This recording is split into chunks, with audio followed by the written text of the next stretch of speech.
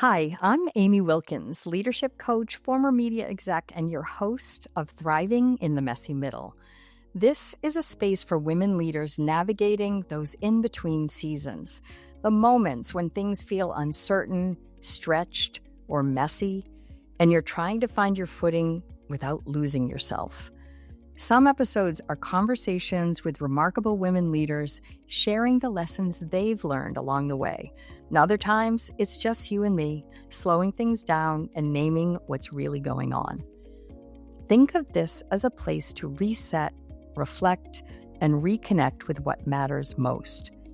Because thriving isn't about having it all figured out. It's about learning how to grow, lead, and move forward, even when things feel messy. Today's guest is someone I'm really glad to have in this conversation. Alanna Fincke and I actually go back to our days at Martha Stewart, which makes this feel especially full circle. So Alanna works at the intersection of behavioral science, workplace well-being, and human performance, helping organizations rethink how people learn, lead, and work in fast-changing environments. With more than 20 years of experience, she brings together systems thinking and deep human insight to create approaches that support real behavior change, resilience, and sustainable performance. Today, she partners with organizations and leaders who are navigating complexity and looking for smarter, healthier ways of working. I am really looking forward to exploring her perspective on resilience and reinvention and what it means to navigate the messy middle with intention. So, welcome, Alanna. I'm so glad you're here. Thank you so much for having me. I'm really looking forward to this conversation. Awesome. I'd love you to share, what did I leave out? Anything else you want people to know about you? Oh, goodness. I thought that was such a great introduction. I'm like, oh, I need to take that from you and use it myself. So lovely introduction. Thank you so much for that. I would just add that I feel like I get the privilege of teaching and training people who work in some of the biggest companies around the world. I get to work with them and teach and train and upskill them and being more resilient and increasing performance and increasing their well-being. And I just feel lucky and privileged that I'm able to do that, support both the organizations and the people in those organizations. So yeah, it's a good thing. It's needed in the world. Yes. Wow. And maybe even more, I don't know, somehow it feels like it's needed more so right this minute. Yes, yes. Yeah. Agree. So, you know what? Given what you do for other companies, I'm just curious, was there a moment in your own journey where it felt messy? Yeah, more than a moment, I would Yeah, well, say. we'll talk about that because there's definitely more than one. But Yes. There've been many moments. Yeah. It's funny, I was reflecting on that question, and preparing for today, and it's funny because thinking back to college. I was a journalism major in college and back in the late 1900s, as they say, and that was a solid career choice, endlessly employable. And it felt like a very solid direction and something I was really excited about. There's a lot of journalists in my family, including my grandfather. And I graduated, and it was the birth of the internet. And the sands were shifting from the moment I stepped into my career. And so there's been a lot of messy middle and figuring out where I want to be and working in an industry that was in deep transition and navigating that like from the jump. Yeah. yeah. Yeah, and actually it's interesting that you bring that up because that's what we're seeing. The folks that are entering the workforce like right now are jumping into something that's unclear, right? So what did you do? Yeah. How Really good analogy. It's true. Yeah. Yes. I was a magazine journalist, and rest in peace, magazines, my first love. So, yes, I started my career in an industry that was, again, downsizing. And yeah, and so there were many crossroads in that journey. Do I want to stay in this? Should I pick another lane and do something else? And I did have a career in magazine journalism for the first part of my career. And as you ended up as the editor in chief of a magazine owned by Martha Stewart, a beloved Martha. And it was amazing. It was a wonderful career, but it became clear at a certain point that this chapter was ending. These magazines were not going to survive for the long term. So then a career transition happened then and then again. Yeah. So I think that there was once in my magazine journalism chapter of my career that was the one sort of outlier moment that was an in-between moment for me. And I had this moment in celebrity journalism. I worked at Us Weekly and I started another magazine called In Touch, all just about celebrity journalism. And it was fun, but it was very clear once I spent some time in there, that was not where I belonged. It was like and then I'm coming back. Yeah. Not your vibe. No, Yeah. not, no. I'm actually intrigued by that because the reality is the work that you did at Martha Stewart was in the wellness space. And it seems that at some point you must have channeled into something new, right? From like adding your journalism experience to something else. So I'm curious how you made that transition. Yeah, that's a great question. So, my story, I am the child of two hippies who were, and that is very much like in my DNA. Just well-being. I grew up on an organic farm, and so growing up with our own vegetables, and we raised chickens, and so like this healthy living was always part of my DNA. So, I graduated college and moved to New York City, and I, of course, growing up in the country on a farm, I wanted the exact opposite for my life when I was starting my life. So moving to New York and just being in the center of everything. And while I love that, I needed to balance that. I always needed to balance that. And so my home, my comfort, where I feel most at home is with this healthy part of my life. So even though I was living this fast life in New York, I became a yoga teacher. I was writing a column for Yoga Journal. I was teaching yoga. I was always doing meditation. And so I always had this other side to balance that. And so that sort of balance tipped the scales, like kept moving closer to this well-being and this health side. And that's when I got the job at Martha Stewart leading Body and Soul magazine, which made sense. It was like a coming home. Like a And the funny marriage. Yeah, it was. And the funniest part of this whole job that I got with Martha Stewart is that when I got the job, I was living in New York, but the job was actually located just outside of Boston, which is where I'm from. And as I was interviewing for the job, I was like, "Oh yeah, where are the offices located?" And I was given the address and I was like, "Oh, that address sounds really familiar." And anyways, I go in for an in-person interview and I see that their offices are located in the building on the floor that my dad and his friends had a meditation center in the 70s where I used to hang out as a kid.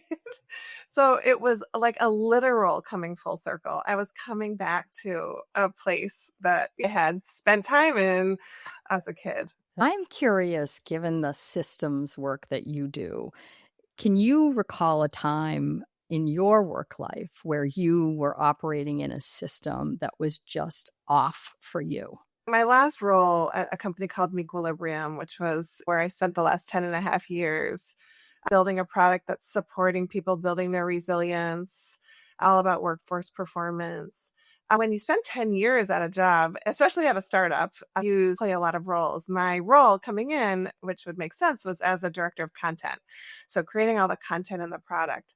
But at some point along the way, I transitioned that from being a director of content to being a subject matter expert in resilience, in workforce performance.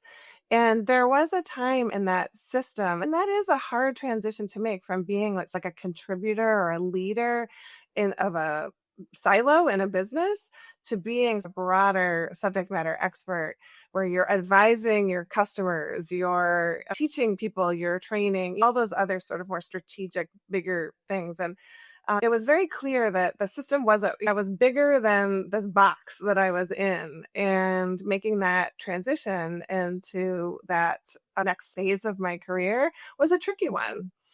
Yeah.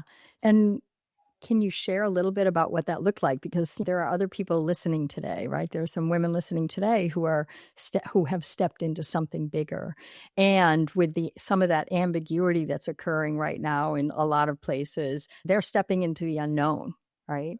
So, is there anything that you would offer? Yeah, no, it's a great question. Of course, that comes with a lot of, at least for me, imposter syndrome and yeah, imposter syndrome, a lot of that. And so it was like, it was a very powerful journey for me. And it was really one of stepping into my own personal power and my own, and owning my confidence and owning my expertise and owning my sort of personal power. And it was, like, awesome. I think it was the most I felt, you know how you're always, like, trying to figure out what you wanna do when you grow up?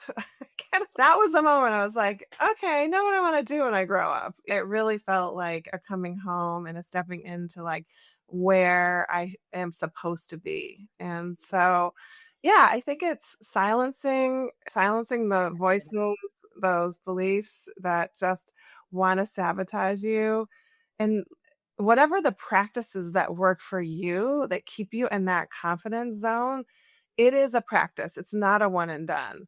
And you've got to make that space for yourself to show up. Like, I have my things I do. I have a morning practice that I do, and when I wanna have make sure I'm stepping into my day with confidence, like, I use visualization. That is a evidence-based, proven methodology and technique that we can use to feel like we're feeling powerful and confident. So, like, visual whatever it is you're doing for the day, whether it's a meeting or, stepping on stage for something big, or you have to have a hard conversation with a boss or a reporter, whatever it is, just taking a few moments to visualize you in that space, what you're wearing, where you're sitting, how you're sitting up confident, and how you're projecting your voice and what you're saying, and making that as real as possible for you and visualizing that going well and successful.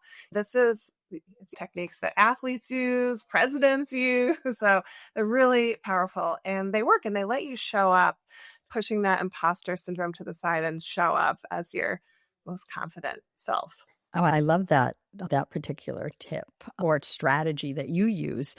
In the work that you do, have you come across others that you're like, "Oh, there's some others, they don't necessarily work for me, but they might work for you?" Yeah, yeah. There's so many good little tips and tricks. So that's a really good one, visualization. And just always remember that what you think is what you get, like 100%. Be conscious of that inner self-talk, because if it's saying, why what you always mess up, you can't, I can't do this, whatever, whether it's unconscious or conscious, if it's unconscious, it's there, bring it to the surface and make it conscious and listen to that and really work to hear it. Fine. We want to let it out, but we want to create positive affirmations and positive statements to counteract those. So really be careful, because that similarly, that's going to sabotage you in the end. That's going to keep you out of your, what I like to say, I love the your zone of genius, right? It's going to keep us out of that. It's going to keep us small, keep us down, right? So using affirmations, again, evidence-based, wonderful things, like write down a few affirmations in the morning before you start your day, whatever you connect with. Yeah. You're reminding me of, and I might get this wrong, but do you remember that viral video of, I think her name was Jessica, this little girl, and she stood in front of the mirror and literally, I think, on the sink, right? Looking in the mirror, and she's like, "I am beautiful. I am smart." And she went through this whole thing. And I don't even know how many millions and millions of views that got. I'm sure I watched it more than once. Like, it was so fun to see. And I thought, yeah, that's how we need to wake up in the morning, right? 100%. I completely know what you're talking about. And just let's be Jessica. Yeah. So I like my hair. I like my eyes. I like. Yes. Tomorrow morning, be like, "Dang, you got some nice hair. Your nails are long." It's so Yeah. fun. Can you share a little bit about, you do a lot of resilience work with organizations. Has your impression or your feelings about resilience altered over time or evolved in any way? Yeah, definitely. I love that. I love that question. Number one, because when we say the word resilience, so many of us think of grit, like grinding through. I'm going to just be tough and strong and I'm going to just push my way through this. And that, sure, there's a little bit of grit to resilience, sure. But that's not really what resilience is. It's been studied for over 30 years. It grows out of the research and work around positive psychology. And it is, yes, our ability to bounce back from challenge, but it's not just getting to zero. Resilience is it's a set of skills that anyone can learn at any time in their life. And it's not just supporting us and bouncing back, it's supporting us to move forward and thrive in our lives. So think of it as a set of skills that we can learn at any time that supports us throughout the spectrum of our lives, for when stuff is tough, all the way to supporting when stuff is great. Yeah. So it makes me think, depending on when you grew up, that this whole thing of power through, like just like it's supposed to hurt. There's a little bit of that mentality that I think so many of us may have grown up with, and that doesn't work. No, Yeah. it doesn't. And that really is not resilience either, right? Resilience is made up of sort of 7 core factors or 7 core habits. And one of the biggest, most powerful ones is emotion regulation. Our ability to regulate and control our emotions, particularly in times of stress. So that's not just like pushing through and just like pulling myself over the finish line, right? That's noticing when I'm stressed, noticing when I'm sad, angry, anxious, embarrassed, frustrated, whatever it is, and then giving myself skills to work through that, right? So stress doesn't necessarily happen to us. Stress is our reaction to that. And so things like emotion regulation help us regulate through times of uncertainty and change, which we are living through now. It seems to be a never ending cycle of uncertainty and change. So these are the skills we need to support us to make it through. That sounds like a pattern that you might see with leaders, right? Are there other patterns that you see that that leaders sometimes fall into that are worthy of busting? Yes, yes. Yeah, so absolutely, you completely nailed it because you know so well that just the relentless change and uncertainty is top of mind for all leaders, for all of us, period, but leaders in particular who are managing up, managing down, managing across. That is, yeah, exactly, a huge challenge. And yeah, I think it was last year I was talking about a trend I was seeing, which I was calling like a manager crash, like this a stock market crash, but managers. It's just like we've been pushed to the brink, and because we're seeing rates of burnout just skyrocketing among managers are experiencing burnout at higher levels than individual contributors. So it's like the managers are hurting more, even more than individual contributors. So we really need to take care of the managers and give them the skills to take care of themselves and to take care of their team. So I like to call that sort of like a modeling and a mentoring, right? Give them the skills to model and support themselves, and then give them the skills to mentor what they want to see in their teams. Yeah, and what would that look like? That modeling piece, like being able to manage our own stress as leaders, right? That emotion control, that emotion regulation, being able to model sort of some boundaries and self-care, right? Because if we're shooting off emails at midnight, and if we're not taking a day here or there, like the team is going to mirror what they're seeing. As you model those boundaries within your team. Yeah. And Yeah. then Yeah. And is that some of the work that you do with leaders in companies, like helping them see what they can do, not only for their teams, but really it's got to start here, right? It's got to start with themselves. that's right. Yes, exactly. Yep. We do. we support leaders and we support them and how to support their teams too.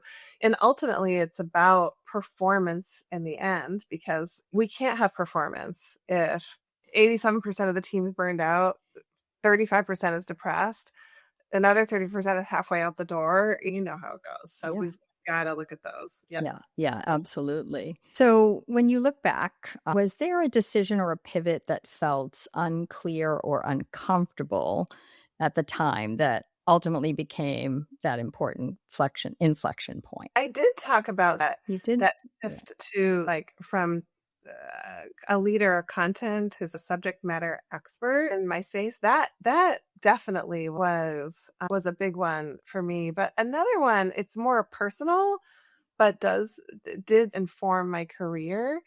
If we want to talk about that, would be another. Yeah, Absolutely. It's helpful for people we're whole people, right? So, exactly. yeah, Exactly. sure. Yeah, so as I was diagnosed with breast cancer, oh geez, it might be 7 years ago, coming up 7 years. Yeah, and so that was just obviously a big transition in my life. And leading up to the diagnosis, on the outside, I looked like I looked like I had it all together. I had a great career, great kids, great partner, great social life, ate Mediterranean diet, worked out 5 days a week, just all the things, looked great, right? But on the inside, I really felt like I was falling apart, and I was falling apart.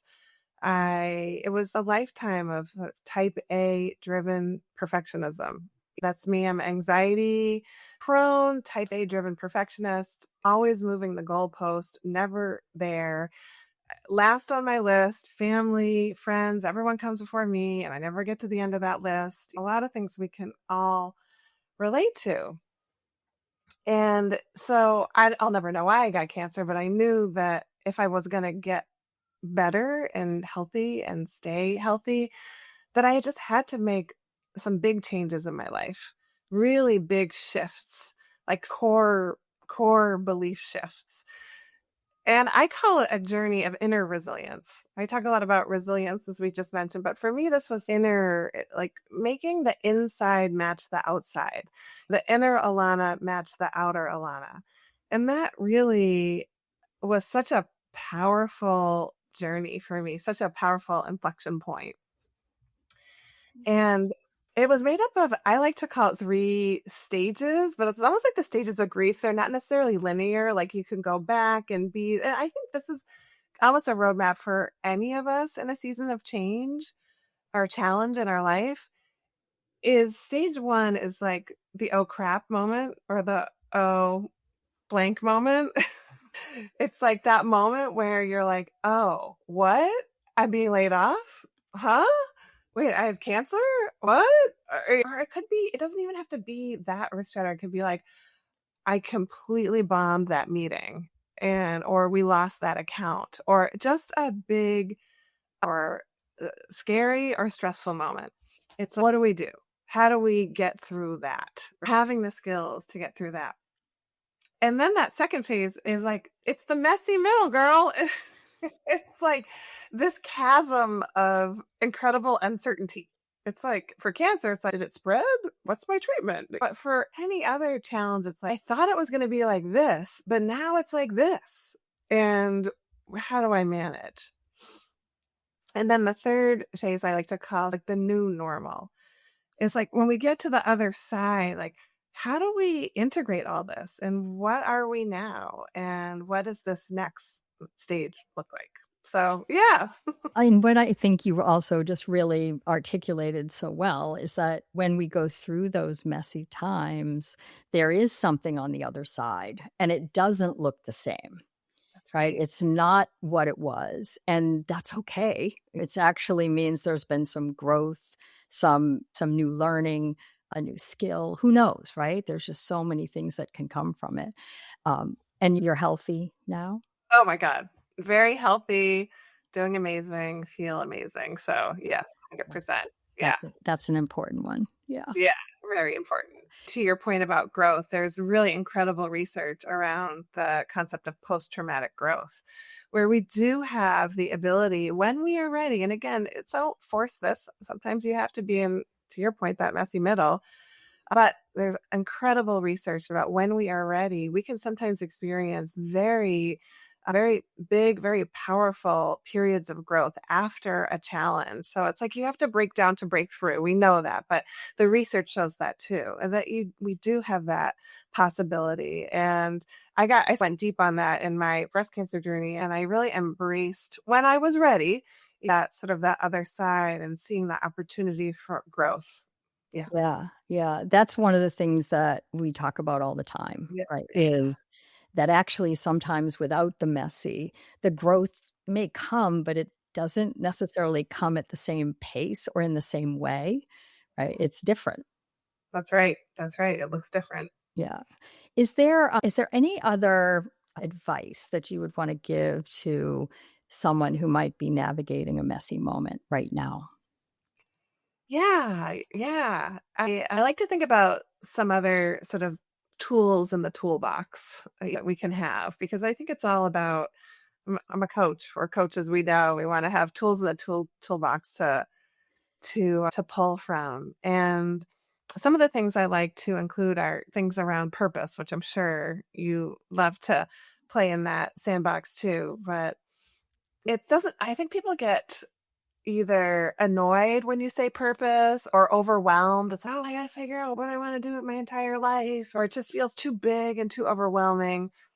And I really like to ratchet it down a bit because it doesn't have to be, "Well, how am I going to live my best life and have the answers to everything?" It can simply be as small as remembering and reminding yourself of, like, for example, a small thing or not such a small thing that, like, you know what?